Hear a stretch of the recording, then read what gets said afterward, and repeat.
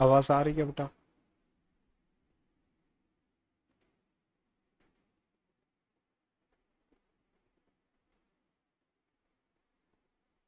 चलिए बेटा, जब तक हम लोग रिवीजन कर लेते जो हमने पिछली क्लास में पढ़ा है। आज हमारा लेक्चर नंबर 5 है, some basic concept of chemistry का, है ना? तो हम पहले रिवीजन कर लेते हैं एक बारी के लिए, जो प्रीवियस क्लास में हमने क्या क्या पढ़ लिया था बेटा। चलिए देखिए भाई, जो हम लोगों ने पढ़ा है ना प्रीवियस क्लास में, वो हमारे लिए बहुत ही इंपॉर्टेंट था कि मैंने आपको ना सबसे कॉमन यूनिट्स के बारे में बता दिया था। कॉमन यूनिट्स के बारे में हम लोगों ने पढ़ना स्टार्ट किया था, यूनिट्स एंड प्रॉपर्टीज के बारे में पढ़ना स्टार्ट किया था। कॉमन यूनिट्स एंड प्रॉपर्टीज के बारे में, इसके अंदर मैंने आपको किसके बारे में बताया था? मोस्टली मैंने आपको पढ़ाया था सबसे पहले, जैसे कि मास और वेट के बारे में। इसमें हमने आपको मास वर्सेस वेट के बारे में सिखाया था, ठीक है भाई। और जो सेकंड था हमारे लिए, वो हमने पढ़ा था वॉल्यूम से रिलेटेड। किससे रिलेटेड पढ़ा था? वॉल्यूम से रिलेटेड। उसके बाद हम लोग किसने किसकी बात की थी बेटा? वॉल्यूम में भी हम लोगों ने डिस्कस किया था। उसके बाद हम लोगों ने बात की थी थर्ड नंबर पे डेंसिटी की। किसकी बात की थी? डेंसिटी की। उसके बाद जो हम लोगों ने पढ़ा था टॉपिक, वो कौन सा था? उसके बाद हम लोगों ने टेम्परेचर के बारे में पढ़ा था। फोर्थ जो टॉपिक पढ़ा था वो किसके बारे में पढ़ा था? टेम्परेचर। और इसके बाद मैंने आपको बताया था कि आप और भी डिराइव्ड यूनिट्स हैं, उनके बारे में भी पढ़ सकते हैं, बट मोस्टली मैंने आपको यही सारी पढ़ा दी थी। इसके बाद जो हमारे लिए फिफ्थ टॉपिक होता है वो कौन सा होता है? डिराइव्ड यूनिट्स का होता है। डिराइव्ड यूनिट्स का होता है। तो वो डिराइव्ड यूनिट्स भी आप पढ़ सकते हैं, ठीक है भाई। जैसे हमारे लिए डेंसिटी हो गई, वेलोसिटी हो गई, एक्सेलरेशन हो गया, फोर्स हो गया, प्रेशर हो गया, वो सब क्या है? डिराइव्ड यूनिट्स है, ठीक है भाई। इसके बाद हमने आपको ना एक टेबल पढ़ाई थी जिसमें हम लोगों ने प्रीफिक्सेस की बात की थी। किसकी बात की थी बेटा? जो हमारे पास जो नेक्स्ट टॉपिक था, ये तो हमारे पास फर्स्ट टॉपिक था। इसके बाद हम लोगों ने यहाँ पे एक प्रीफिक्सेस की टेबल भी पढ़ी थी। प्रीफिक्सेस की टेबल पढ़ी थी, है ना भाई। उसके बाद जो हमने एक टॉपिक पढ़ा था उसका नाम था साइंटिफिक नोटेशन। Scientific notation. तो साइंटिफिक नोटेशन भी आपने सीख लिया था। देखिए भाई, साइंटिफिक नोटेशन में क्या था? जो भी साइंटिफिक नोटेशन है भाई, उसको ध्यान से सीखिएगा। Scientific notation. तो साइंटिफिक नोटेशन में हमको कैसे रिप्रेजेंट करना होता है? जो भी हमारे पास डेटा होगा या जो भी मेजरमेंट होगा, उसमें हम रिप्रेजेंट करेंगे N times 10 to the power small N. अब ये क्या होता है हमारे लिए? ये साइंटिफिक नोटेशन का तरीका है भाई। ये साइंटिफिक नोटेशन का क्या है? तरीका है। इसमें एन क्या होगा हमारे लिए? कोई भी नंबर होगा। ये एन क्या होने वाला है? कोई भी नंबर होने वाला है। मतलब हमारे लिए 1 से लेके 10 तक का कोई नंबर होगा। ये एन क्या होगा? ये कुछ भी हो सकता है, 0 1 2 3, कोई भी नेचुरल नंबर होगा। नेचुरल नंबर होगा, ठीक है भाई। और पॉजिटिव भी हो सकता है, नेगेटिव भी हो सकता है। मतलब मैं यहाँ पे लिख देता हूँ, इंटीजर लिख देता हूँ, ठीक है। इसको रिमूव करके मैं यहाँ पे क्या लिख देता हूँ? इंटीजर। Excuse me. इंटीजर होगा।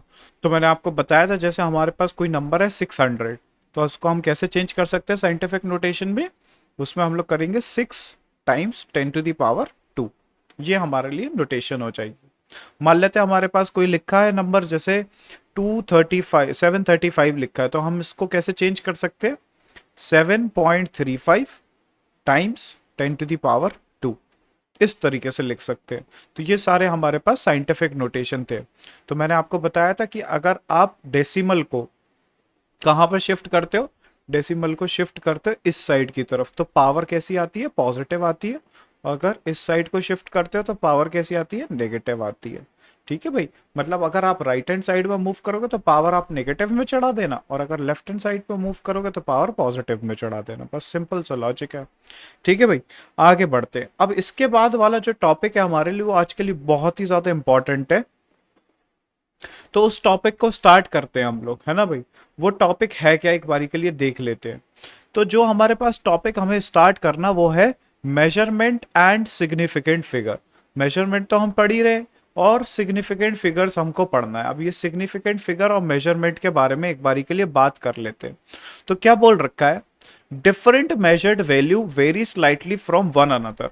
मतलब अगर हम लोग मेजरमेंट की बात करें, तो अगर हम लोग मेजर करें किसी भी चीज को तो वो एक दूसरे से क्या होंगी, डिफरेंट होंगी, है ना भाई। हो सकता है सेम भी आए, हो सकता है वो डिफरेंट भी आए। To express the result of different measurement, अगर हमें दो डिफरेंट मेजरमेंट के रिजल्ट को एक्सप्रेस करना है तो वहां पे हमें दो वर्ड्स यानी कि एक्यूरेसी की बात करनी पड़ेगी और किसकी बात करनी पड़ेगी, प्रिसीजन की बात करनी पड़ेगी। क्या बोला मैंने कि मेरे पास कोई एक्सपेरिमेंट किया, मैंने अज्यूम कर लेते कोई एक्सपेरिमेंट किया, उस एक्सपेरिमेंट के बाद मैंने क्या नोटिस किया कि मेरे पास ना दो वैल्यू आई, मान लेते हैं एक मेरे पास एक मैंने एक्सपेरिमेंट किया, एक मेरे फ्रेंड ने एक्सपेरिमेंट किया।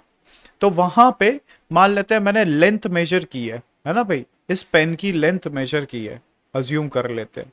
तो मैंने निकाली है मान लेते हैं 10.13 सेंटीमीटर, ठीक है भाई। इसी तरीके से मेरे फ्रेंड ने जो मेजरमेंट किया है उसने निकाल लिया 10.16 सेंटीमीटर। समझ में आई बात। तो ये लेंथ मेजर करने का तरीका। अब इसमें दोनों हमारे लिए क्या हो गई, ये दो हमारे लिए डिफरेंट डिफरेंट मेजरमेंट हो गई, ठीक है भाई, लेकिन प्रॉपर्टी सेम ही है। To express the result of different measurement two terms are used, accuracy और प्रिसीजन। तो हम यहां पे इनके बीच में एक्यूरेसी और प्रिसीजन की बात करना चाहते हैं कि डेटा हमारा कितना एक्यूरेट है और कितना प्रिसाइज है। तो सबसे पहले हम लोग स्टार्ट करेंगे एक्यूरेसी और प्रिसीजन के बारे में। तो देखो बेटा, एक्यूरेसी और प्रिसीजन के बारे में बहुत ही इंपॉर्टेंट है। Accuracy is a measure of the difference between the experimental value और the mean value of a set of the measurement of the true value. इसको समझने की कोशिश करते हैं। जैसे मैं आपको समझाता हूं, फॉर एग्जाम्पल मान लेते हैं मेरे को मालूम है कि जो मेरे पास सर्कल है उसकी रेडियस है, मान लेते हैं ये सर्कल है, इस सर्कल की रेडियस है मेरे पास 2 सेंटीमीटर। इस सर्कल की रेडियस कितनी है, 2 सेंटीमीटर है एग्जैक्ट। मैं बोलता हूं इसकी रेडियस है 2.000 सेंटीमीटर एग्जैक्टली। इतने डिजिट तक हम लोगों ने कैलकुलेट कर रखी है, ठीक है। अब क्या होता है, कुछ बच्चे आते हैं वो इस सर्कल की रेडियस को फिर से कैलकुलेट करते हैं। वो क्या करते हैं, कोई डिवाइस यूज करते हैं या फिर स्केल को यूज करते हैं नॉर्मली। तो वो क्या करते हैं, यहाँ पे मेजरमेंट निकालते। तो ए मान लेते ए कोई हमारे लिए स्टूडेंट है, उसने जो कैलकुलेट किया उसने निकाला 1.999 सेंटीमीटर निकाला, ठीक है भाई। मान लेते बी कोई स्टूडेंट है, उसने कुछ निकाला कैलकुलेशन करने के बाद, उसने निकाला मान लेते 1.8991 सेंटीमीटर, कुछ ऐसा निकाला, अज्यूम कर लेते। और सी वाले स्टूडेंट ने भी निकाला, सी वाले स्टूडेंट ने कैसे निकाला, 2.000 सेंटीमीटर, ठीक है भाई। तो यहां पे आप मुझे बताओ कि किसका डेटा ज्यादा एक्यूरेट है, किसका डेटा ज्यादा एक्यूरेट है। आप फटाक से आंसर दे दो कि सर सी वाले का डेटा ज्यादा एक्यूरेट है। क्यों, क्योंकि हमने जो सर्कल बनाया था उसकी हमें रेडियस मालूम थी, वो एक्यूरेटली कितना था, 2.000 सेंटीमीटर का था। लेकिन जब हमने 3 ऑब्जर्वेशन की, 3 ऑब्जर्वेशन में हमारे पास डेटा कैसा आया भाई, डेविएट कर रहा था। जो रियल वैल्यू, इसको क्या बोलेंगे, रियल वैल्यू, इसको क्या बोलेंगे, रियल वैल्यू। और इन सभी को क्या बोलेंगे बेटा, एक्सपेरिमेंटल वैल्यू। इन सभी को क्या बोलेंगे, एक्सपेरिमेंटल वैल्यू, या फिर क्या बोल सकते हैं इसको, ऑब्जर्व्ड वैल्यू भी बोल सकते हैं। क्या बोल सकते हैं, ऑब्जर्व्ड वैल्यू भी बोल सकते हैं, ऑब्जर्व्ड वैल्यू भी बोल सकते हैं, ठीक है भाई। तो जो हमने ऑब्जर्व किया वो रियल वैल्यू से कितना मैच कर रहा है, तो हम उसको क्या नाम देंगे, एक्यूरेसी का नाम देते हैं। क्या नाम देते हैं बेटा, एक्यूरेसी का नाम देते हैं।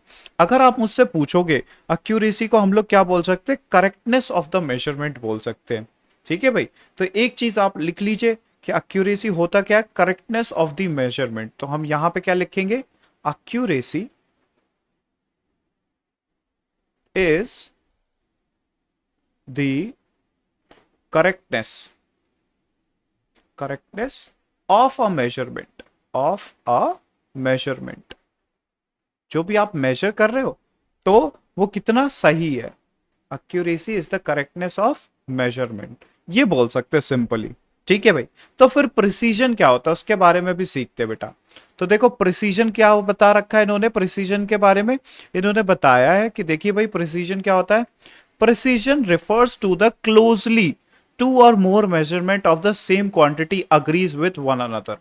मतलब जो हमारे पास डेटा सेट था, देखो अब यहाँ पे इस डेटा सेट में अगर हम लोग बात करें तो ये हमारे लिए रियल डेटा है, लेकिन जब हम लोगों ने मेजरमेंट किया तो हमने 3 सेट ऑफ ऑब्जर्वेशन निकाली, उन तीनों का डेटा कितना डेविएट कर रहा है ना भाई, कितना डेविएट कर रहा है। फॉर एग्जाम्पल अगर हम लोग बात करें यहां पे, तो ये 2.000 सेंटीमीटर था और इसका देखो 1.999 सेंटीमीटर है ना भाई।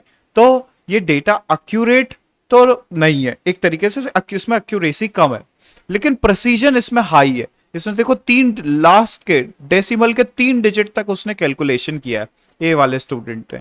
इस वाले ने, बी वाले ने देखो लास्ट के 4 डिजिट तक कैलकुलेशन की। इसका डेटा और भी देखो कितने इसने ज्यादा प्रिसीजन लेने की कोशिश करी है। इसने सोचा है कि हम लोग ना बहुत ही अच्छे स्केल से मेजरमेंट करते हैं और भाई एक और पॉइंट तक डेसिमल की वैल्यू निकालते हैं, और इसने देखो इसकी भी प्रिसीजन हाई है और इसका डेटा एक्यूरेट भी है ना भाई, इसका डेटा एक्यूरेट भी हो गया। मतलब प्रिसीजन को हम लोग क्या बोल सकते हैं, प्रिसीजन को क्या बोल सकते हैं, precision refers to the how closely two और more measurement of the same quantity agree with one another. मतलब हमारे लिए जो दो या दो से ज्यादा मेजरमेंट है, दो या दो से ज्यादा मेजरमेंट है, उनके बीच में जो सेम क्वांटिटी है भाई, वो एक दूसरे के साथ कितनी अग्री कर रही है, वो एक दूसरे के साथ कितनी अग्री कर रही है ना भाई। Precision is expressed as the difference between measured value and the arithmetic mean value, and the arithmetic mean value. Mean value क्या है भाई, वही मीन निकाल दो। तो अब देखो, अब मैं क्या करूंगा ना, आपको बताता हूं प्रेसिजन आप कैसे कैलकुलेट करोगे। आपने ये डेटा लिया, ये डेटा लिया, ये डेटा लिया, इन सभी का मीन निकाल दो, है ना भाई, और इन सबको मीन से माइनस कर दो तो प्रिसीजन आ जाएगा। सिंपल से लॉजिक है ना भाई। जो भी हमारे पास मीन आएगा उस मीन में से इसको माइनस कर दो, तो वो हमारे पास क्या बता देगा कि प्रिसीजन कितने का है। बस सिंपल सा लॉजिक है, ठीक है भाई। अब इसके केस में ना हमें क्या सीखना होगा बेटा, यहां पे आप ना, मैं आपको एक्यूरेसी और प्रिसीजन को एक और तरीके से समझाना चाहता हूं, तो वो भी देख लेते हैं, ठीक है भाई, वो भी देख लेते हैं एक बारी के लिए। ध्यान से देखो, अब मैं क्या करूंगा ना, कुछ सर्कल ड्रॉ करता हूं, कुछ सर्कल ड्रॉ कर लेता हूं इस तरीके से, ठीक है, और फिर एक और सर्कल बना लेते हैं।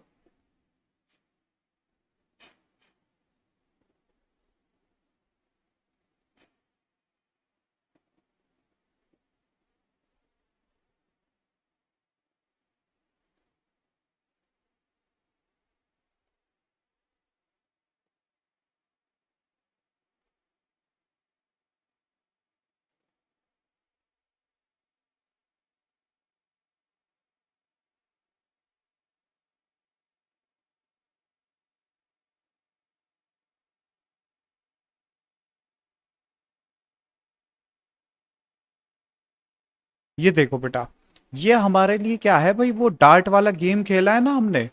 बीच में क्या होता है, सेंटर में, सेंटर में क्या होता है हमारे लिए भाई, वो जो हम लोग डार्ट फेंकते हैं ना, एक तरीके से टारगेट बनाते हैं, तो वो है हमारे लिए। अब देखो बीच में बिल्कुल हमने क्या लगा रखा है, एक टारगेट सेट कर रखा है, ज्यूम करते हैं ये हमारे लिए टारगेट है,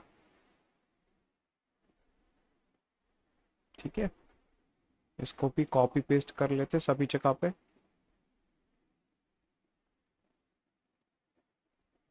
इसको भी कॉपी पेस्ट कर लेते हैं।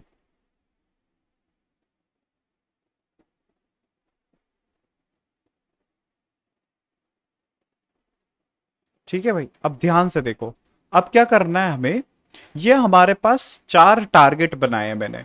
अब यहाँ पे ए स्टूडेंट है, बी स्टूडेंट है, सी स्टूडेंट है और डी स्टूडेंट है। अब हम लोग क्या करते हैं, इसका ना जो रियल वैल्यू है वो बिल्कुल सेंटर में है, मतलब वो डेटा आना चाहिए, ठीक है भाई। सभी बच्चों को वो डेटा आएगा, तब मैं क्या बोलूंगा, वो डेटा एक्यूरेट भी है और प्रिसाइज भी है। अब क्या करते हैं, ये ए वाले बच्चे ने क्या किया, मेजरमेंट लिया। ए वाले बच्चे ने जब मेजरमेंट लिया तो उसने क्या नोटिस किया कि उसका डेटा ऐसा आ रहा था कुछ, मानते पहला पॉइंट यहां पे आया, दूसरा पॉइंट यहां आया, तीसरा पॉइंट यहां आया, चौथा पॉइंट यहां आया। समझ में आई बात। तो अगर हम लोग बात करेंगे ए वाले स्टूडेंट के लिए, तो इसका डेटा लेस एक्यूरेट है, लेस एक्यूरेट है, और कैसा है बेटा, लेस प्रिसाइज भी है, लेस प्रिसाइज भी है, ठीक है। उसने 4 मेजरमेंट लिए, देखो ये पहला मेजरमेंट लिया, ये दूसरा लिया, तीसरा लिया, ये चौथा लिया, मान लेते एक और लिया उसने, तो वो रैंडमली कहीं पे भी आ गया, ये फिफ्थ मेजरमेंट था। ठीक है भाई, तो इसने 5 मेजरमेंट लिए और उसने क्या ऑब्जर्व किया, उसके सारे के सारे डेटा सेट देखो ना एक्यूरेट है, बिल्कुल सेंटर में तो कोई भी नहीं घला है ना भाई, मतलब एकदम बिल्कुल सेंटर से मैच करे, जितना रियल वैल्यू है उससे मैच करे, उससे तो कोई मैच होता हुआ है नहीं है। और लेस प्रिसाइज भी है, मतलब कोई भी डेटा सेट देखोगे आप, मतलब अगर हम लोग इन दोनों को देखें, इनके बीच में देखो कितनी दूरी है, तो मतलब ये डेटा प्रिसाइज भी नहीं है। लेकिन अगर हम लोग बात करते हैं बी वाले बच्चे की, तो देखो इसने क्या किया है भाई, इसका डेटा क्या हो गया भाई, मान लेते हैं यहां पे इसने पॉइंट लगाए कुछ इस तरीके से आया, ये पहला आया, ये दूसरा आया, ये तीसरा आया, ये चौथा आया, और ये आया फिफ्थ वाला बिल्कुल बीच में। तो देखोगे आप, जब आप इसे ऑब्जर्व करोगे, तो ये सारे के सारे पॉइंट एक ही जगह पे लाई कर रहे हैं, नहीं कर रहे, एक ही जगह पे लाई कर रहे हैं। तो ये डेटा देखो एक्यूरेट तो नहीं है, बिल्कुल सेंटर पे तो नहीं आ रहा है, तो it is less accurate, less accurate, ये डेटा एक्यूरेट तो नहीं है, लेकिन प्रिसीजन इसका हाई है। तो ये कैसा डेटा है, मोर प्रिसाइज डेटा है, मोर प्रिसाइज डेटा लिया उसने। और उसमें क्या हुआ भाई, उसके एक्सपेरिमेंट में कुछ एरर हो सकता है, तो उसकी वजह से ऐसा हुआ हो, है ना भाई, लेकिन डेटा उसका प्रिसाइज है, लेकिन एक्यूरेसी उसकी क्या है, लो है, उसकी एक्यूरेसी क्या हो गई, लो हो गई। अब देखते हैं बेटा, अब मान लेते हैं हमारे पास कोई और ऑब्जर्वेशन लेने आया, मान लेते हैं यहां पे, तो उसने क्या किया, इधर पे लगाया टारगेट, इधर लगाया टारगेट, ये पहला टारगेट लगा उसका, ये दूसरा, ये तीसरा लगा, और ये कहां लग गया बेटा, चौथा। तो देखो इसकी अगर हम लोग बात करेंगे, तो इसकी अगर हम लोग बात करें, इसका डेटा हमारे लिए कैसा हो गया, इसका डेटा हो गया मोर एक्यूरेट, कैसा हो गया, मोर एक्यूरेट, और लेस प्रिसाइज हो गया, इसका डेटा कैसा हो गया, लेस प्रिसाइज हो गया। समझ में आई बात। लेकिन अगर हम लोग बात करते हैं एक डी वाले की, तो डी वाले ने जितने भी एक्सपेरिमेंट किए, उसका देखना बेटा कैसा आ रहा है, उसका बिल्कुल सेंटर में ही गल रहा है, ये पहला, ये दूसरा, ये तीसरा, ये चौथा, और ये पांचवा। तो इसका डेटा देखो, इसको हम लोग क्या बोलेंगे, ये मोर एक्यूरेट भी है, ये मोर एक्यूरेट भी है, और ये मोर प्रिसाइज भी है, मोर प्रिसाइज भी है। ठीक है भाई, तो ये सारी चीजें आपको समझ में आनी चाहिए, डेटा कैसा हो गया, मोर एक्यूरेट हो गया और मोर प्रिसाइज भी हो गया। ठीक है भाई, आगे बढ़े, इससे रिलेटेड और कोई चीज डाउट है तो अभी आप पूछ सकते हैं मुझसे, अगर आपको कोई डाउट है तो आप मुझसे पूछ सकते हैं, मैंने आपको कोशिश की है कि मैं आपको एक्सप्लेन कर सकूं। मैं ना एक फोटो लेके आता हूं, तो उससे और अच्छे से समझ में आएगा। ठीक है भाई, एक फोटो, मैं कोशिश करता हूं कि फोटो आ जाए, तो उस फोटो से एक्सप्लेन करने की कोशिश करता हूं मैं। देखो,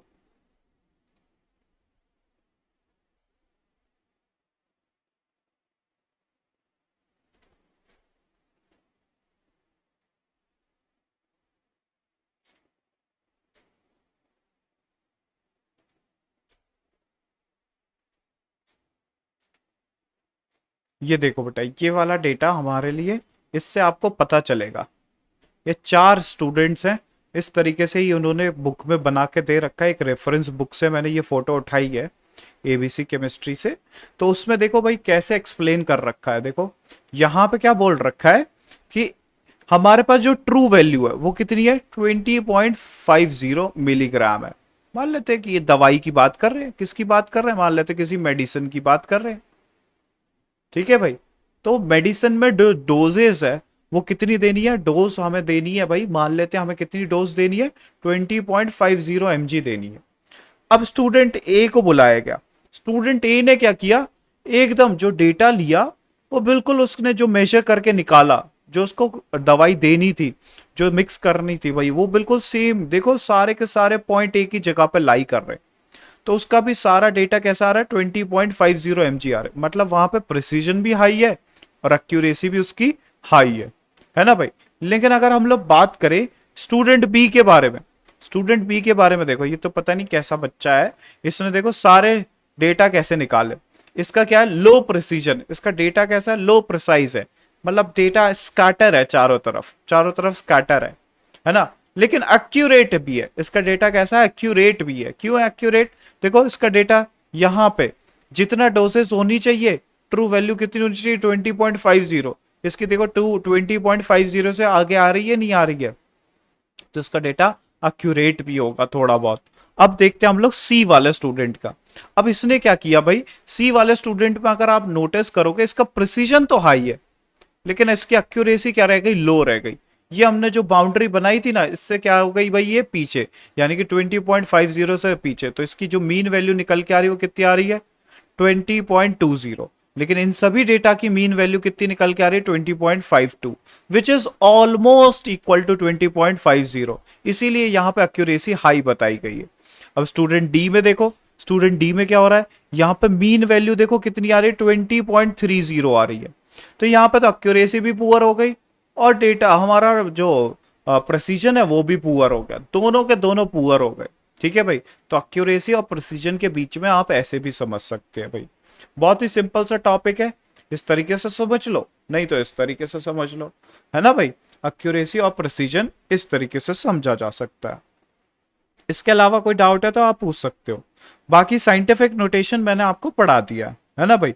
अब जो हमें नेक्स्ट टॉपिक पढ़ना है वो होगा हमारे लिए सिग्निफिकेंट फिगर्स का। ठीक है भाई, तो सिग्निफिकेंट फिगर्स के ऊपर एक बार मूव ऑन करते हैं। क्या बोल रखा है यहाँ पे, सिग्निफिकेंट फिगर्स हमारे लिए बहुत ही इंपॉर्टेंट है ना भाई। सिग्निफिकेंट फिगर पे बेस्ड क्या आएंगे बेटा, क्वेश्चन आएंगे। ठीक है, तो क्या बोल रखा है, the significant figure in a number are all the certain digit. क्या होते हैं भाई, ऑल द सर्टेन डिजिट, जितने भी हमारे पास सर्टेन डिजिट है, plus one uncertain digit. Plus one क्या होना चाहिए, अनसर्टेन डिजिट। अगर हम यहां पे बात करें तो इसमें मेरे पास ये 3 डिजिट तो सर्टेन हो गए, लेकिन ये जो लास्ट का डिजिट है 5, ये मेरे पास अनसर्टेन है। तो टोटल कितने डिजिट हो गए मेरे पास, 4। तो सिग्निफिकेंट फिगर्स कितने हो गए बेटा, 4। ठीक है भाई, सिग्निफिकेंट फिगर्स क्या होते हैं, डिजिट्स होते हैं बस। कितने डिजिट्स है, नंबर ऑफ डिजिट्स होते हैं। सिग्निफिकेंट फिगर्स क्या होते हैं, नंबर ऑफ डिजिट्स। लेकिन कौन कौन से, सारे तो सर्टेन वाले, है ना भाई, ऑल सर्टेन डिजिट्स। प्लस क्या होगा हमारे लिए, वन अनसर्टेन डिजिट होगा, वन अनसर्टेन डिजिट होगा। ठीक है भाई, प्लस वन क्या होगा, अनसर्टेन डिजिट होगा। सारे सर्टेन डिजिट और प्लस वन अनसर्टेन डिजिट। तो ये सारे हमारे लिए क्या हो जाएंगे, सिग्निफिकेंट फिगर हो जाएंगे। क्या बताया गया, the significant figure in a number, कोई भी नंबर होगा या फिर कोई भी मेजरमेंट होगा, उसमें कैसे कैलकुलेट करोगे, all the certain digit plus one uncertain digit. Thus, the number of significant figure conveys the information except the last digit। मतलब वो लास्ट डिजिट को छोड़ के बाकी सारे डिजिट की पूरी इंफॉर्मेशन दे देता है। और वो भी कैसे बताता है, सर्टेनिटी के साथ बताता है कि ये 3 डिजिट तो आगे वाले सर्टेन है ना भाई, लेकिन लास्ट वाला डिजिट हमारे लिए सर्टेन नहीं है। तो सिग्निफिकेंट फिगर कैलकुलेट कैसे करने हमारे लिए, ऑल द सर्टेन डिजिट्स, ये all the certain digit plus one uncertain digit आप कैलकुलेट कर लीजिए, उससे हमारे पास क्या आ जाएगा भाई, सिग्निफिकेंट फिगर आ जाएंगे। और ये बताता है कि बाकी उससे पहले अनसर्टेन डिजिट से पहले वाले सारे के सारे क्या हो गए, सर्टेन डिजिट है, और उनको हम सर्टेनिटी से निकाल सकते हैं। अब देखो सिग्निफिकेंट फिगर इतना आसान नहीं है कैलकुलेट करना, इसके लिए कुछ रूल्स होते हैं। तो वो रूल्स भी हम लोग एक बारी के लिए पढ़ लेते हैं बेटा। ठीक है, तो देखो क्या लिखा है, rules for determining the significant figures, है ना भाई। ये हमारे लिए कुछ रूल्स की बात की गई है। तो यहां पे बात किया गया है, सबसे पहला रूल बताया गया, all the non zero are significant. सारे के सारे नॉन जीरो डिजिट क्या हो जाएंगे, सिग्निफिकेंट हो जाएंगे। जैसे एग्जांपल के तौर पे मैं बताता हूं, मान लेते हैं मैंने क्या किया, एक एग्जांपल लिया, बोला 3.132। ठीक है, एक और एग्जांपल ले लेते, मान लेते 1.76, और एक और एग्जांपल ले लेते, मान लेते 5.4, एक और ले लेते जैसे कि 6.2316। चलो अब क्या करो, इसमें सिग्निफिकेंट फिगर काउंट करते। तो पहला रूल क्या बोलता है कि all the non zero digit, 3 non zero, 1 non zero, 3 non zero, 2 non zero. तो टोटल कितने आ गए इसमें सिग्निफिकेंट फिगर, 4। बड़ा सिंपल सा लॉजिक है। इसमें सिग्निफिकेंट फिगर कितने आ गए, यहां पे हम लोग क्या लिख रहे हैं बेटा, सिग्निफिकेंट फिगर्स काउंट कर रहे हैं। ठीक है भाई, सिग्निफिकेंट फिगर्स कितने आ गए, 4 आ गए। यहां पे चेक करते 1.76 लिखा है बेटा, कितना लिखा है 1.76, ये भी नॉन जीरो, ये भी नॉन जीरो, ये भी, तीनों के तीनों नॉन जीरो, कितने हो गए 3 हो गए। इसके अंदर काउंट करेंगे तो कितने आ जाएंगे 2, 5 भी सिग्निफिकेंट काउंट होगा और 4 भी, और इसके अंदर काउंट करके देखेंगे तो पूरे के पूरे 5 डिजिट्स आ जाएंगे सिग्निफिकेंट वाले। ठीक है भाई, अब सेकंड वाला रूल देखते हैं एक बारी के लिए। कौन सा रूल देखते हैं, सेकंड वाला रूल। सेकंड वाला रूल क्या कहता है हमारे लिए, zeros between two non zero digit, मतलब अगर जीरो की बात चल रही है तो किसके बीच में हो, between two non zero digit are significant.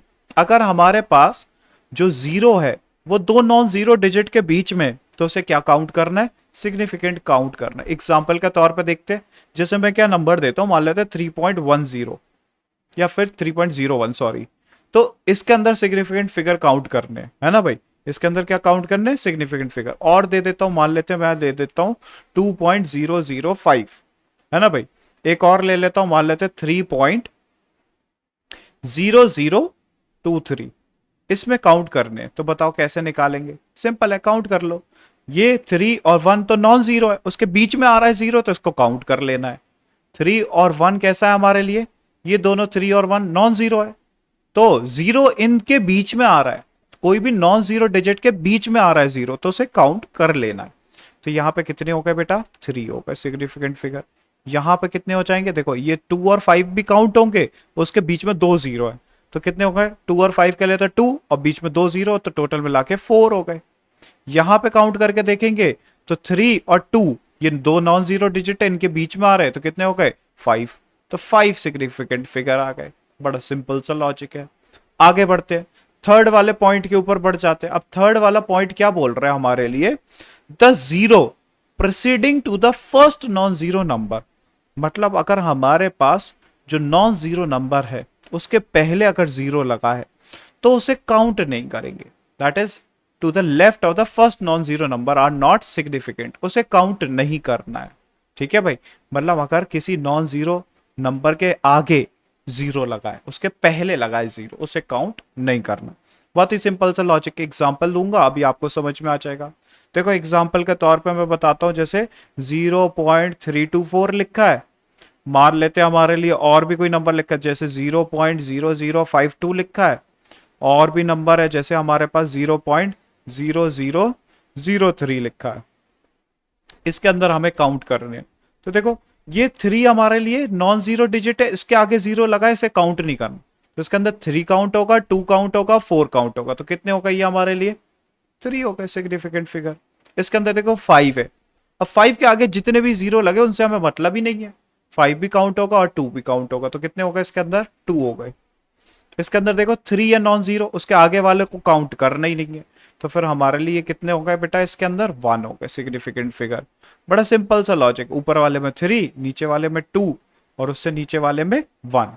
ठीक है भाई, अब आगे बढ़ते हैं। अब इसमें क्या बोल रखा है, ये इंपॉर्टेंट पॉइंट है, यहां पे बोल रखा है आपसे, देखिए all zero placed at the end और the right of a number are significant, है ना भाई, they are on the right hand side of the decimal point.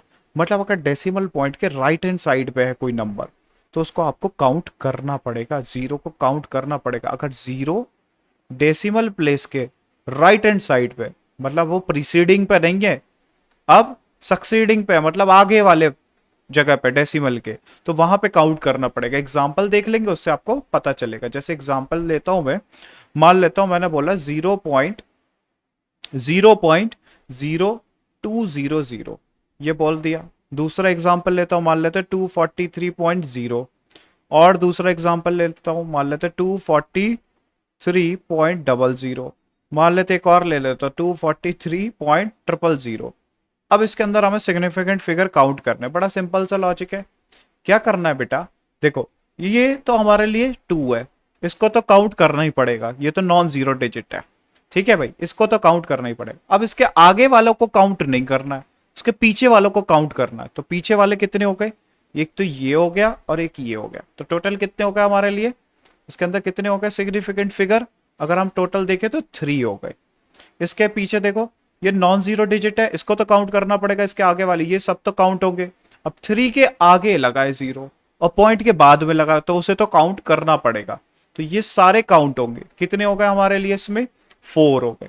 इसमें काउंट करोगे तो कितने आ जाएंगे? देखो 2 भी काउंट होगा, 4 भी, 3 भी, और ये 0, ये 0, तो टोटल मिला के कितने हो गए? 5 हो गए। इसके अंदर देखोगे तो कितने आ जाएंगे बेटा? 6 सिग्निफिकेंट फिगर्स आ जाएंगे। कितने आ जाएंगे? 6। 3 तो यही हो गए। अब 3 के बाद है, पॉइंट के बाद लगा हुआ है, तो इसको भी काउंट करना ही भी पड़ेगा। तो ये हमारे लिए क्या हो गया? एक तरीके से 6 सिग्निफिकेंट फिगर्स हो गए। बहुत ही सिंपल सा लॉजिक है। ठीक है भाई, आगे बढ़ते हैं। इसके बाद देखो, ये क्वेश्चन है एनसीईआरटी का, ये वाला क्वेश्चन कर लीजिए। मैं आपको 1 मिनट का टाइम देता हूं, आप इस क्वेश्चन को अटेम्प्ट कर लीजिए। इस क्वेश्चन को अटेम्प्ट कर लीजिए। साइंटिफिक नोटेशन का क्वेश्चन है, बोल रखा बहुत ही सिंपल है कि इसको साइंटिफिक नोटेशन में कन्वर्ट कर दीजिए।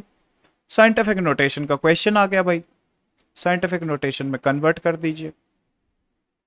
ठीक है भाई, करो जल्दी से, 1 मिनट का टाइम है, बहुत ही जल्दी से सॉल्व कर देना है, वेट नहीं करना है।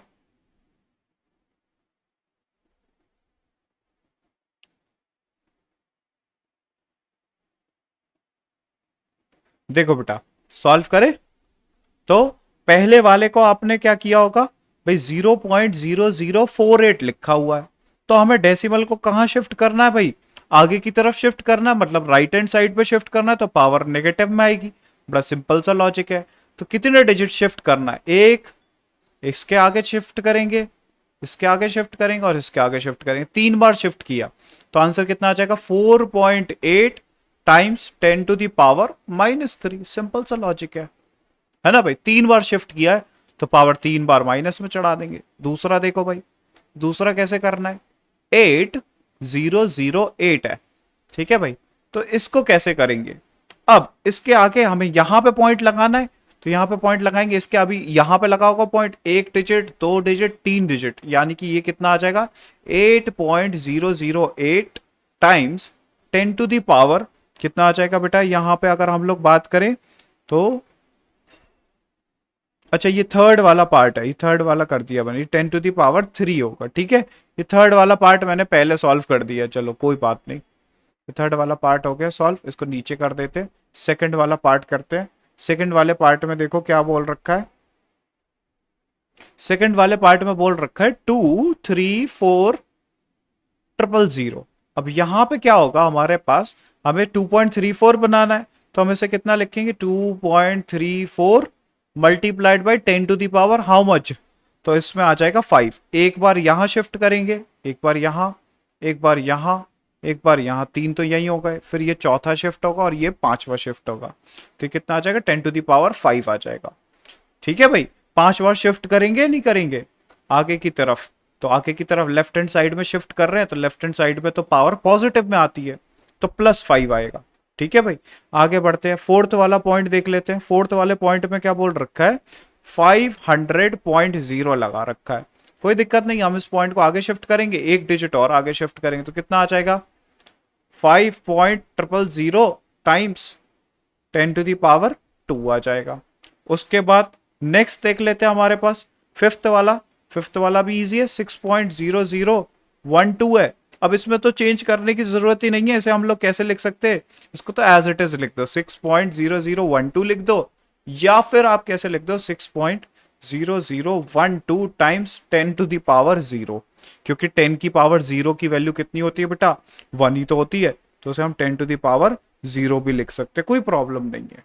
ठीक है भाई, आगे बढ़ते हैं। अब देखो, ये सिग्निफिकेंट फिगर का क्वेश्चन आ गया कि भाई सिग्निफिकेंट फिगर कैलकुलेट करके बताओ। ये एनसीईआरटी का क्वेश्चन है ये भी, तो इसको भी आप सॉल्व करेंगे। ठीक है भाई, इसको भी सॉल्व कीजिए। 1 मिनट का टाइम है, इसको सॉल्व कर लेते हैं, जल्दी से सॉल्व कर लो। ये वाला क्वेश्चन सॉल्व कर लो, मैं तो यही बता दूंगा। देखो, ये 2 नॉन जीरो डिजिट है, इनको तो काउंट करना पड़े, इसके आगे 0 लगे, इनको काउंट करने की जरूरत नहीं है, तो 2 ही आ रहे। पहले वाले में कितने आ रहे हैं? 2 सिग्निफिकेंट फिगर आ रहे हैं, है ना भाई? दूसरे वाले में देखे, 2 भी काउंट होगा, 8 भी काउंट होगा, 2 भी काउंट होगा, 8 भी काउंट होगा, उसके बीच में 0 लगा हुआ है, तो वो भी हमें काउंट करना पड़ेगा, है ना भाई? इसके बीच में 0 है तो उसको भी काउंट करना पड़ेगा। तो टोटल कितने हो गए? 3 सिग्निफिकेंट फिगर हो गए। अब इसमें देखो, 2 नॉन जीरो डिजिट के बीच में आ गए, तो फिर यहां पे कितने हो जाएंगे? 4 सिग्निफिकेंट फिगर हो जाएंगे। अब देखो, मैंने बताया था कि इसके लास्ट 3 0 क्या है? नॉन सिग्निफिकेंट है। क्यों? क्योंकि अगर यहाँ पे पॉइंट लगा होता तो हम काउंट करते, अब यहाँ पे पॉइंट लगा ही नहीं है तो लास्ट के डिजिट को हमें काउंट नहीं करना पड़ेगा। तो फिर देखो ये काउंट होगा, ये काउंट होगा, ये काउंट होगा। ठीक है भाई, बेटा याद रखना कि पॉइंट के बाद वाले जीरो को काउंट करना है, उसके पहले वालों को भी काउंट। जैसे ये वाला एग्जांपल है, इसमें मैं समझा देता हूं कि 5 है और उसके आगे 0 0 लगे हैं। अगर इतना एरिया होता, मान लेते हैं हमारे पास, मैं ना कुछ करता हूं, जैसे आपको समझाने के लिए एक ब्लॉक बनाता हूं, इसमें फिल कलर भी देता हूं।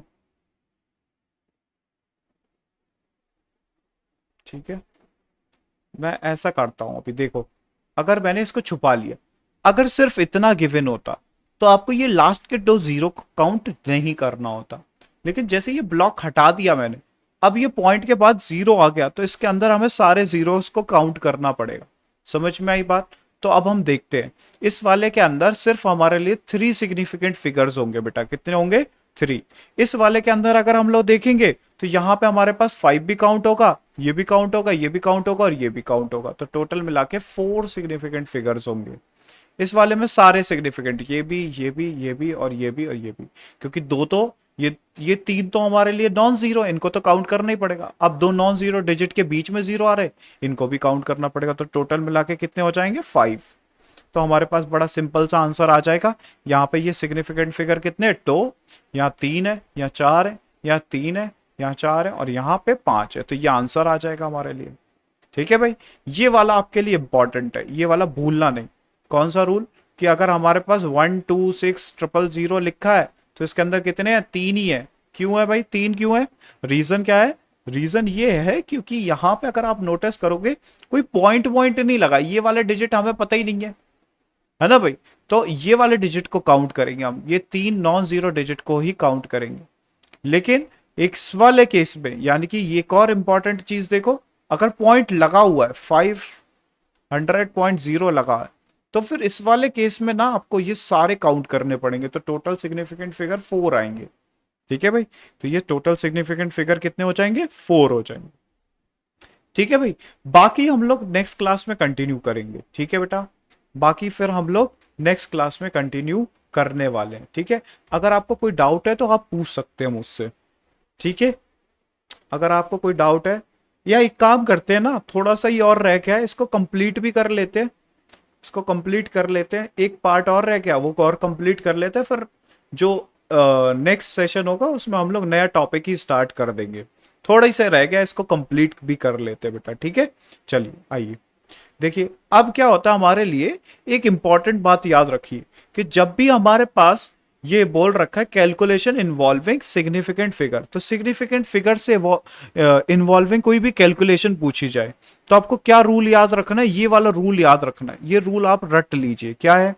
When addition or subtraction is to be carried out, the final result should be reported up to the same decimal number as the present in the term having least number of decimal places। मतलब मैं simple सी बात बता देता हूं, जैसे हमारे पास ये calculation की, कैसे 7.23 था, 2.1 था और उसके बाद 0.312 था। तो इन्होंने एडिशन किया इनका, मान लेते तो कितना आया आंसर? 9.642। अपने आंसर लिखने की आदत क्या होती है कि हम बस यही आंसर लिख के आ जाएंगे आंसर में, आंसर शीट में। तो हमारा आंसर क्या हो जाएगा? गलत। रीजन क्या है? हमको चेक करना है इनके अंदर सिग्निफिकेंट फिगर कितने थे। मतलब पहले वाले केस में आप देखो डेसिमल के बाद 2 डिजिट है, इधर डेसिमल के बाद 1 डिजिट है और यहाँ डेसिमल के बाद 3 डिजिट है। तो हमको कभी भी अपना आंसर 3 डेसिमल में तो छोड़ के नहीं है, जितने कम से कम डेसिमल हो इसको हमें किस में लेके आना पड़ेगा? 1 डेसिमल डिजिट पे लेके आना पड़ेगा। मतलब 4 और 2 को एलिमिनेट करना पड़ेगा। तो हमारे पास आंसर कितना आ जाएगा? 9.6। अब ये कैसे आएगा? ये 9.6 कैसे आएगा? क्योंकि यहां पे आपको करना पड़ेगा राउंडिंग ऑफ। क्या करना पड़ेगा बेटा? राउंडिंग ऑफ करना पड़ेगा। तो ये राउंडिंग ऑफ भी हमारे लिए इंपॉर्टेंट बन जाती है। क्यों बन जाती है? क्योंकि जब भी कोई भी कैलकुलेशन आएगी सिग्निफिकेंट फिगर से इन्वॉल्विंग, है ना भाई, किससे इन्वॉल्विंग कैलकुलेशन आएगी? सिग्निफिकेंट फिगर से इन्वॉल्विंग। तो वहां पे क्या नोटिस करोगे आप? वहां पे ये नोटिस करोगे कि डेसिमल प्लेसेस में जो सबसे कम, देखो इसमें बोल रखा है हैज ओनली 1 डेसिमल प्लेस, तो इसमें सबसे कम डेसिमल प्लेस वाला ये नंबर है ना भाई, इसमें सबसे कम डेसिमल प्लेस वाला ये नंबर है। तो हमने जो आंसर निकाला उसको राउंड ऑफ करके कहां लेके जाना पड़ेगा? 1 डेसिमल प्लेस तक लेके जाना पड़ेगा। ठीक है भाई। तो राउंडिंग ऑफ के भी कुछ रूल्स होते हैं, वो भी सीख लेते बेटा। राउंडिंग ऑफ के कुछ रूल्स हैं। ठीक है। तो यहां पे क्या बता रखा है हमारे लिए, ध्यान से देखो क्या बोल रखा है। If digit after coming desired number of significant figure happens to be more than 5, तो हमारे लिए क्या बोल रखा है, अगर हमारे पास if digit coming after the desired number, जो डिजायर नंबर है उसके बाद में अगर हमारे पास 5 से कोई भी नंबर बड़ा है ना भाई, कोई फर्क नहीं पड़ता है, 5 से बड़ा नंबर होना चाहिए, तो हम उसमें कितने का इंक्रीज कर देंगे, 1 का इंक्रीज कर देंगे। जैसे 1.386 है, तो हमें इसको 2 डेसिमल प्लेस तक राउंड ऑफ करना है, तो हमें 6 को एलिमिनेट करना है। 6 5 से बड़ा है ना, तो हम यहाँ पे किसको देखेंगे, 6 को, तो इसको एलिमिनेट करना है। 6 5 से बड़ा है ना, तो हम क्या करेंगे, इसके पहले वाले नंबर पे यानी कि 8 में कितना जोड़ देंगे, 1 का एडिशन कर देंगे, तो आंसर कितना आ जाएगा, 1.39 आ जाएगा। बहुत ही सिंपल सा लॉजिक है। ठीक है बेटा। क्या बोला मैंने आपको, जैसे यहां पे बोल रखा है 6, तो 6 5 से बड़ा है ना भाई, 6 इज ग्रेटर देन 5, तो यहाँ पे एडिशन कितने का कर दो, +1 का, तो आगे बढ़ जाओ, कितना आ जाएगा, 1.39 आ जाएगा आंसर। ठीक है।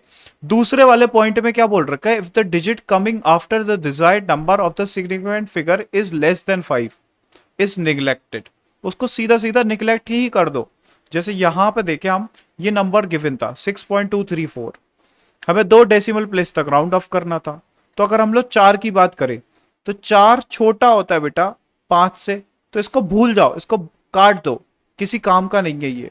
ठीक है भाई, तो इसको हटा देंगे आप, इसमें कुछ ऐड नहीं करना, तो जो हमारे पास कैलकुलेशन में आ रहा है, कितना आ रहा है, 6.23 आ रहा है। कितना आ रहा है, 6.23। ठीक है भाई। क्यों ये 6.23 कैसे आ गया, क्योंकि 4 को हमने निगलेक्ट कर दिया। क्यों निगलेक्ट कर दिया, क्योंकि वो 5 से छोटा था।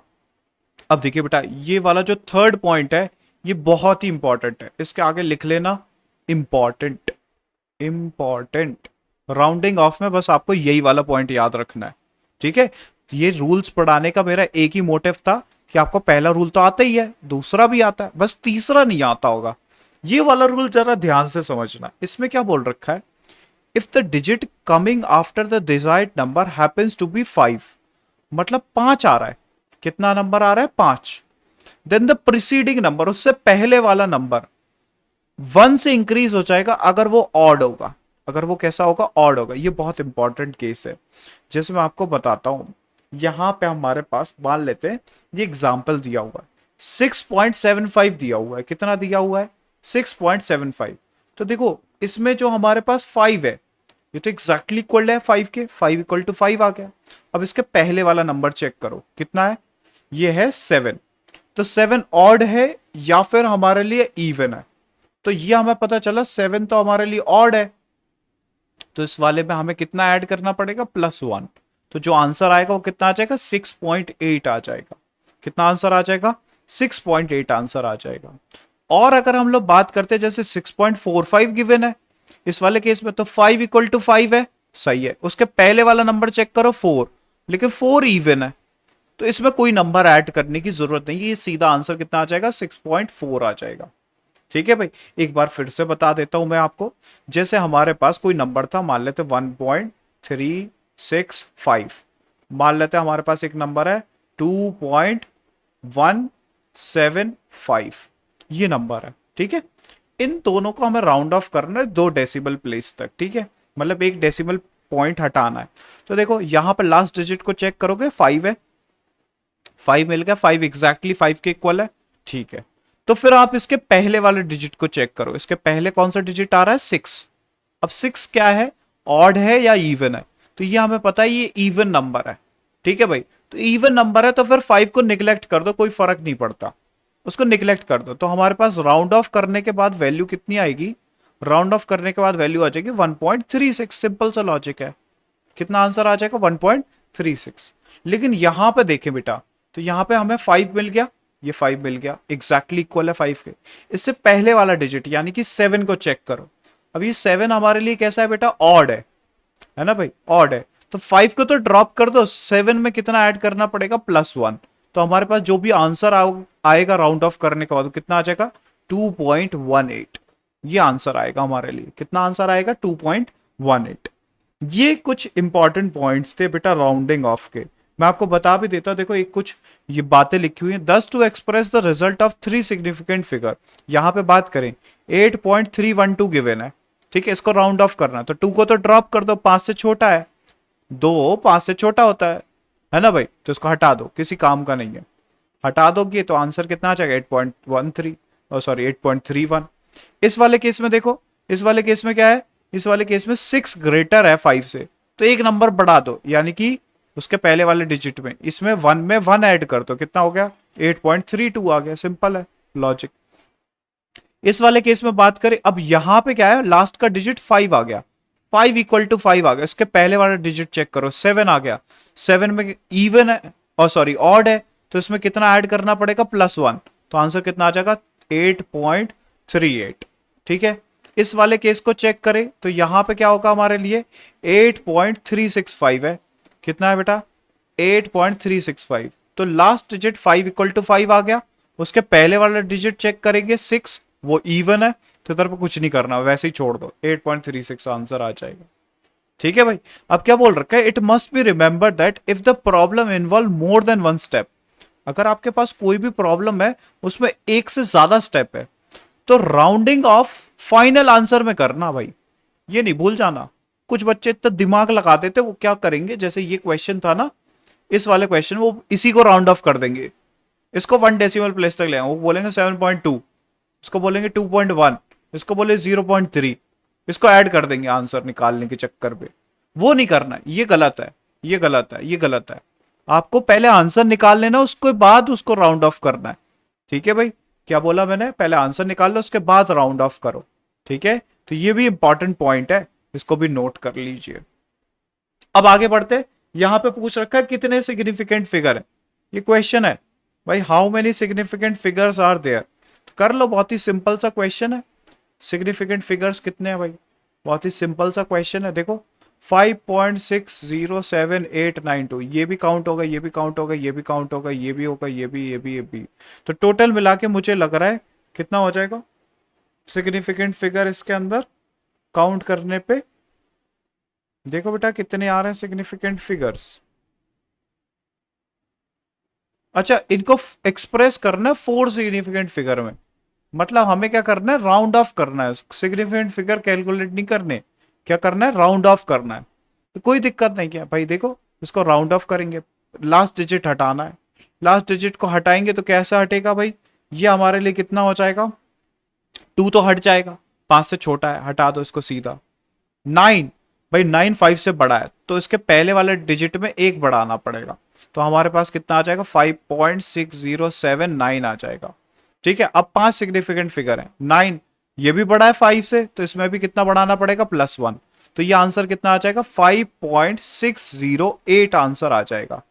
आंसर कितना आएगा 5.608 आंसर आ जाएगा। ठीक है भाई, इस वाले केस में देखोगे तो इस वाले केस में ये लास्ट के जीरोस तो हटा दो भाई, ये तो किसी काम के नहीं है। ठीक है, अब 8 की बारी आई, तो 8 तो 5 से बड़ा है, तो कितना हो जाएगा, इसको तो बढ़ाना पड़ेगा, इसको कितने से बढ़ाना पड़ेगा 1 से बढ़ाना पड़ेगा, तो ये कितना आ जाएगा 32.39 और 3। अब देखो 3 5 से छोटा है, इसको तो कुछ नहीं करना, इसको हटा दो, तो आंसर कितना आ जाएगा हमारे लिए फाइनली 32.39 आंसर आ जाएगा। ठीक है भाई, 32.39 आंसर आ जाएगा। अब इस वाले केस में देखो, इस वाले केस में तो हमारे लिए बहुत ही सिंपल है, इसमें तो हमारे पास ऑलरेडी 4 है, क्यों, ये काउंट होगा, ये काउंट होगा, ये काउंट होगा, ये काउंट होगा, अब इसके आगे लगे 0, उनको तो काउंट करते ही नहीं है, तो ये तो ऑलरेडी वही है, इसको तो चेंज करने की जरूरत ही नहीं है। इसको बस हम लोग क्या कर सकते हैं भाई, साइंटिफिक नोटेशन में चेंज कर सकते हैं, वो भी इसको पूछा नहीं है तो हम क्यों छोड़ेंगे। इसका आंसर तो यही हो जाएगा, मतलब क्वेश्चन भी यही है और आंसर भी यही है, इसका आंसर तो यही हो जाएगा 0.007837 ही आंसर हो जाएगा, यही आंसर हो जाएगा। ठीक है, इस वाले केस में देखते हैं बेटा, अब देखो 6 है, 5 से बड़ा है, इसको हटाएंगे तो पहले वाले नंबर में +1 करना पड़ेगा, आंसर कितना आएगा 1.7899। ठीक है भाई, 1.7899। अब देखो, अब क्या करना है हमें, यहां पे इंक्रीज करना पड़ेगा नंबर, नंबर इंक्रीज करेंगे, अब 9 से बड़ा। अब देखो यहां पे हम लोग क्या करेंगे बेटा, ये बड़ा हो रहा है तो हम लोग यहाँ पे ना 1 का इंक्रीज करना पड़ेगा, मतलब 9 5 से बड़ा है तो हमें 1 का इंक्रीज करना पड़ेगा। अब बताओ 9 में हम और नंबर तो ऐड कर नहीं सकते, तो जितना आ सकता है उतना हमने ऐड कर दिया। ठीक है भाई, अब इसके अंदर हमें 1 ऐड करना पड़ेगा। ठीक है, तो कितना आ जाएगा 1.78। अब देखो 10 हो रहा है, तो 10 को कैसे लिखेंगे हम? लास्ट डिजिट तो 0 ही है, अब आगे वाले में बढ़ाओ फिर, और क्या है, तो इधर पे 9 आ जाएगा। ठीक है भाई, कितना इंक्रीज होगा? आगे वाला 1 से इंक्रीज हो जाएगा, और आगे वाला 1 से इंक्रीज हो जाएगा। तो इसका आंसर कितना आएगा? 1.790। बहुत इंपॉर्टेंट एग्जाम्पल है, एक बार फिर से करके दिखा रहा हूं, ध्यान से समझना। इसको मैं इरेज कर देता हूं, फिर से करके दिखाता हूं, देखो।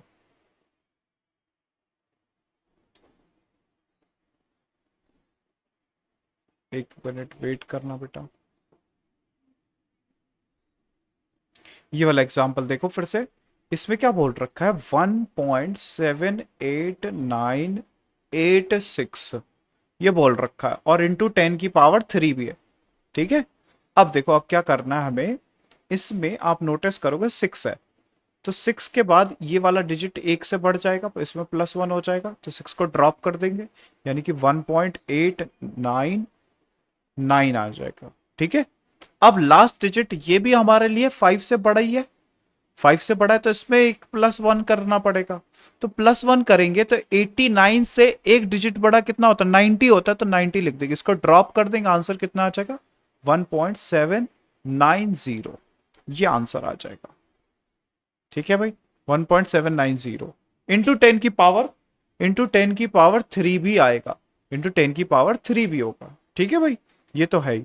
और अब इसको बोल रखा है, ये देखो, ये कलाकारी वाला क्वेश्चन दे रखा है, इसमें भी बहुत आसान है। इसमें कितना बोल रखा है कि भाई ये नंबर है, इसको 4 सिग्निफिकेंट फिगर में लिख के दिखाओ। बड़ा सिंपल है, हमें तो आता है 4 सिग्निफिकेंट फिगर में कैसे लिखना है, बताओ।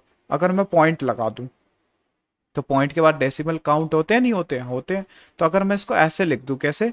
देखना, एक पॉइंट यहां शिफ्ट किया, एक पॉइंट यहां शिफ्ट किया, एक पॉइंट यहां शिफ्ट किया, एक पॉइंट यहां शिफ्ट किया, तो कितना आंसर आ जाएगा? 6.000 इंटू 10 की पावर, मान लेते हैं यहां पर लिख देते 4, तो यह आंसर आ जाएगा हमारे लिए। इसमें 4 सिग्निफिकेंट फिगर्स हैं, कितने सिग्निफिकेंट फिगर्स हो गए? 4, तो ये आ गया आंसर। ठीक है भाई, इसमें कितने सिग्निफिकेंट फिगर्स हो गए? 4 हो गए। ठीक है, तो ये क्या था हमारे लिए? एक तरीके से राउंडिंग ऑफ के क्वेश्चंस थे।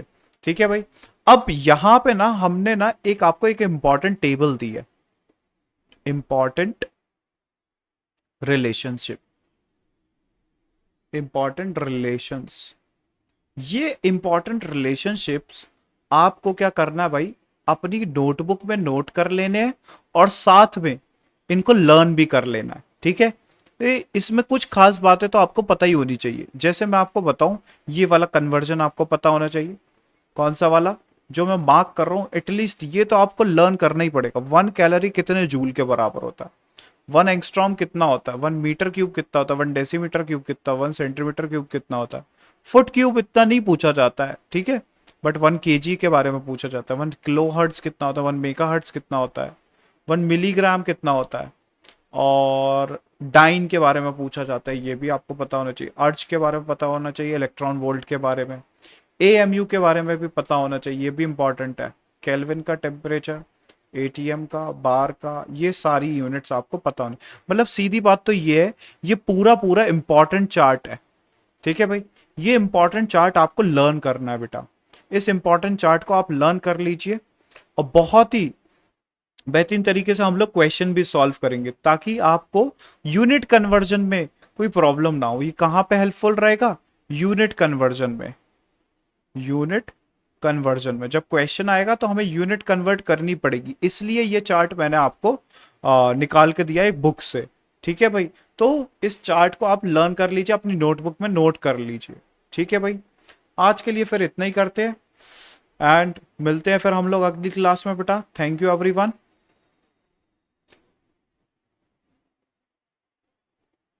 Thank you all for joining. अगर कोई डाउट है तो अभी पूछ लीजिए मुझसे, अगर कोई डाउट है तो आप मुझसे पूछ सकते हैं। बताइए बेटा, अगर कोई डाउट है तो आप मुझसे पूछ सकते हैं। ठीक है बेटा, चलो बाय, गुड इवनिंग।